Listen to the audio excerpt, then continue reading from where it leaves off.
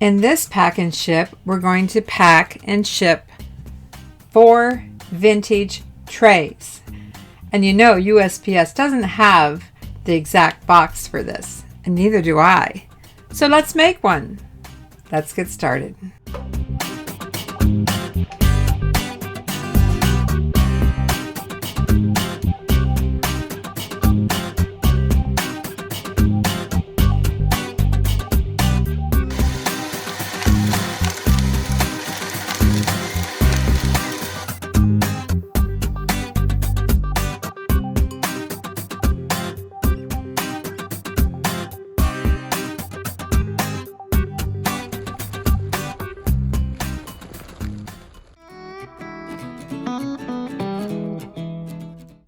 Hi everyone, I'm Vicki with Avante Avenue. Welcome to my channel.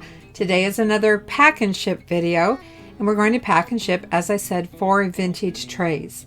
But first, let's go find them on the shelf, and then I'll show you the sold listing on eBay.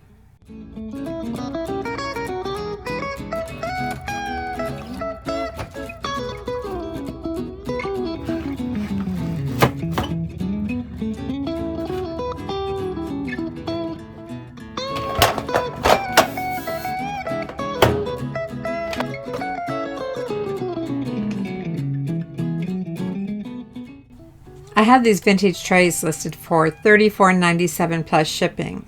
Well, I ended up accepting an offer of $20. I had them on there for probably about 6 months or so. I bought these at a thrift store in Ohio last time I was there, and they caught my attention because they're vintage and pretty cool looking, not in the best of shape. They're vintage, they're used, they have scratches and nicks and dings and a little bit of everything going on. And you know, they sold anyway, so things don't have to be perfect all the time to sell. So I got $20 plus shipping. And now it's time to pack them and figure out how I'm going to do it. But yeah, I'll do it. We'll do it together. Let's get started. But first, let me clean my table. I always like to clean it with the lint roller in between projects.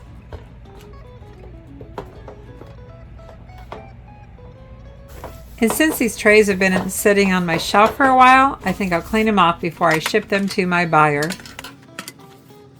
A little cleaning never hurts, right? So here I'm taking several sheets of white tissue paper. I want to put a piece of tissue paper in between each tray. So that's what I do.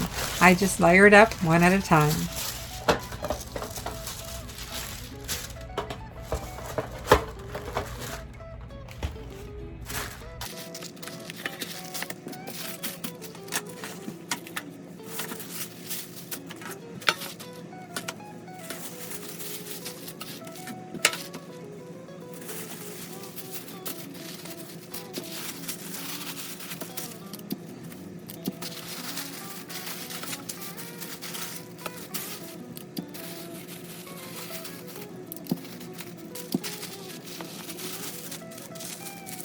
There's just one problem. I forgot to put a sheet of paper on the bottom, so no problem, really. Let's add some more tissue paper.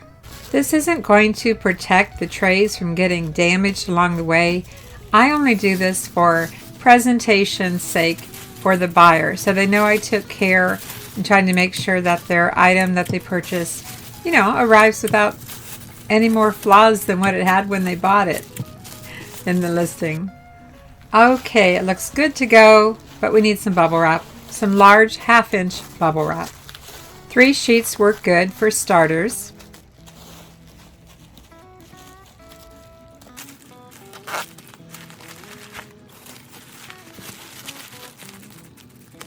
But you know, this is 12-inch wide bubble wrap, and it really doesn't cover as wide as I need it to cover.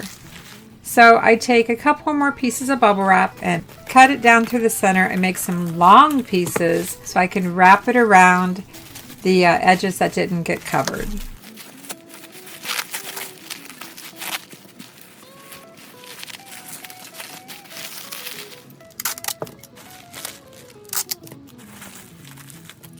And yes, it took a little more tape. Stock up on tape. And making sure that it's wrapped well around the corners and taped down in place so it won't shift during shipment.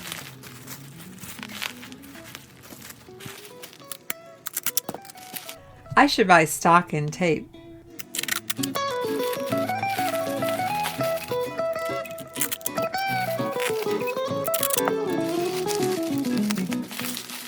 And as you know, and this is not sponsored, I use Scotch heavy duty tape. And if you haven't seen my little tip, I use a paper clip on the end to make sure it doesn't get stuck to itself, because you know what a pain it is to get the tape started again. So grab a large vinyl coated paper clip and try my little trick.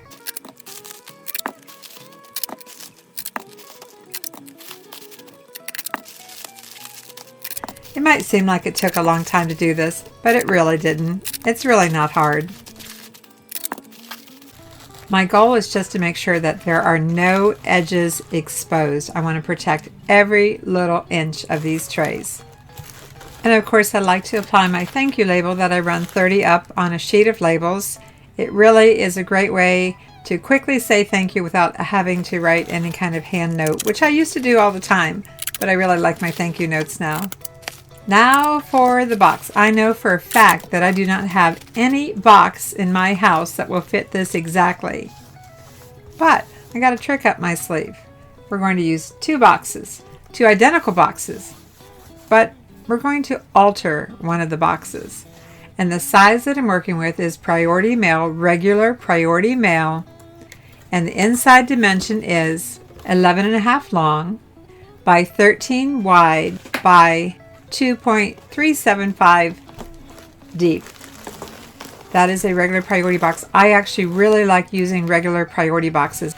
I don't even like having flat rate boxes on hand. I grabbed one accidentally not too long ago and packaged the whole item up and then realized it said flat rate, which was far more expensive than sending it just regular priority. The great thing about using regular priority mailboxes is you can alter them, cut them, adjust them, basically do whatever you want to a regular priority mailbox without paying any more. You just pay for the finished weight and the finished size. They're great, so that's what I keep on hand now. Speaking of boxes, you better order yours soon from the USPS.com website, because before you know it, 'tis the season, fourth quarter, and you want to be stocked up on bubble wrap and boxes and packing material and everything you need. Don't wait till September. Do it now. That's my biggest tip today. Do it now. Get your supplies ordered. So as said, I have two boxes exactly the same. I assemble the first box and see if my trays are going to fit. I'm hoping they're going to fit. And they do. Sort of. But they extend out the end. What am I going to do now? Use the other box. I have the flaps open, you see, and it still sticks out a little bit beyond the flaps. But as far as the sides go, it's a really good fit.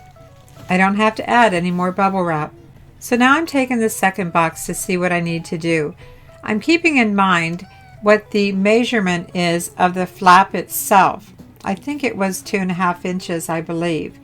And so as I'm sliding the outer box over the inner box, and I have those flaps straight on that end, on the other end that I'm going to be closing, I want to make sure I allow my 2.5 inches so that I can fold that down. So keep that in mind. Whatever the original flap is, that's how you want the original flap to be when you're altering a box. So I checked it out a little bit here and there and decided where I wanted to cut off the box, again allowing for the flap.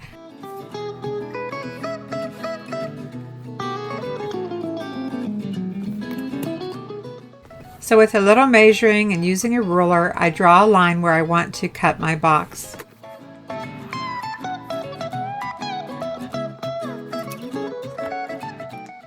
Now, I've got the utility knife in hand, but I sure don't want to cut this box on top of my box underneath. I better move it for cutting. Always think about what's underneath when you're cutting with a utility knife. I don't want to cut my tablecloth either, but I've done this a few times and I found a position that works for me. And I'm cutting through the top and the back of the box at the same time. It takes a little bit to get started sometimes, and do be careful.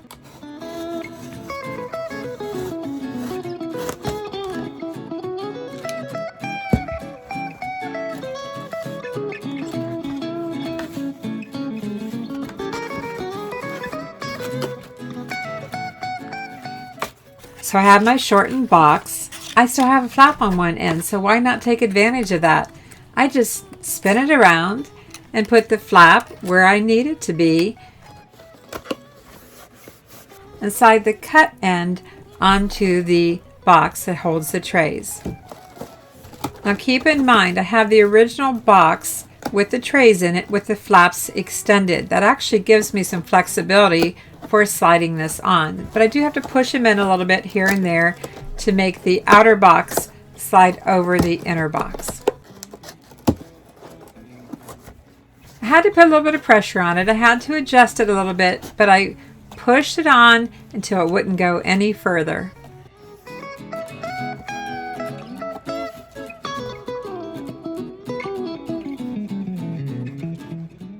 And then out comes the tape. Taping it around once, taping it around again, and making sure it's as secure as possible. I don't want it separating during shipping.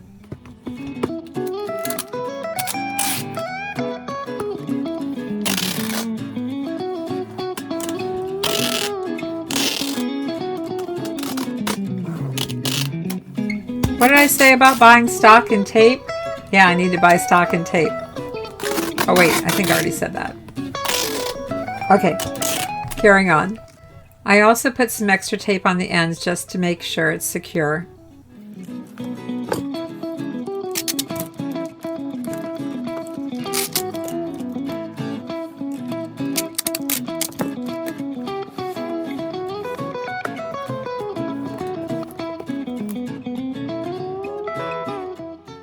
So there it is. Now I do have to adjust the measurements when I go to run the label. I sure can't put the original box measurements in, can I now? So be sure to get a measuring tape and remeasure that length. The width didn't change, the depth didn't change, but the length most certainly changed.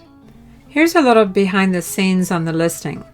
I like to choose calculated cost varies by buyer location. That's under the domestic shipping. And then I chose U.S. priority mail, and I just chose, 2 to 5 days. I have a handling time of 2 days, and let's scroll down here. And then we're under package weight and dimensions. Do you see where it says weight here and it says 3 to 4 pounds? That's where you choose your estimated weight. And I believe that these were going to be between 3 and 4 pounds based upon my experience. Now, it has a place here to put package dimensions in. As you see here, I did not fill that out. Why not?